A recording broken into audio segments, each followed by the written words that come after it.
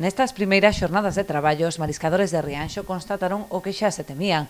O exceso de chuvias deste inverno traduciuse nunha alta mortaldade da ameixa. Estamos traballando na zona do río, a japónica, que o ano pasado actuamos unha moi boa campaña no río. O que pasa que este ano, cas aguas dulces de todo o inverno que pasou, morreunos moita ameixa na zona do río, da nosa zona. Mas estamos abrindo zonas alternativamente para ir traballando de cara á babosa. Precisamente esta especie, a babosa, é a que presenta a nota positiva cunha cotización que rolda os 20 euros. Haberá que ver o que pasa a partir de agora coa apertura da campaña no resto das confrarías de Arousa, que determinará o comportamento do mercado en función da oferta. Os precios, a verdad, crucemos os dedos e que sigan así. Están bastante ben. Para tal como está isto, está bastante ben.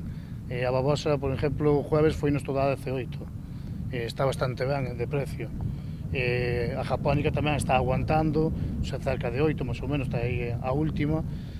Bueno, non hai queixa no tema dos precios. O problema vamos ter esta semana sí que é unha prova que vamos a ter que pasar a ver que mercado vamos a ter, porque ahora sí vamos ir todas as cofradías da ría, tanto marisqueo a pé como marisqueo a flote nas súas concesións, a ver que mercado hai que pode haber de ameixa, tanto de babosa como de japónica como de berberecho. A espera de ver como se desenvolve a campaña, dende a confraría rianxeira agardan que non teñan consecuencias negativas os lodos que a finais da semana pasada arrastraba o río Ulla, procedentes un corremento de terras en Boqueixo. Iso hai no que ver a ver que pasa estes días aínda, porque esos son lodos que baixan polo río abaixo e depositan onde depositan. O problema é que se depositan nun banco marisqueiro como nos lombos e vai depositando pouco a pouco, iso pode crear unha mortaldade moi grande, tanto nos lombos como na nosa zona da cofradía de Rianxo. Iso vemos de ver ahora dentro de pouco.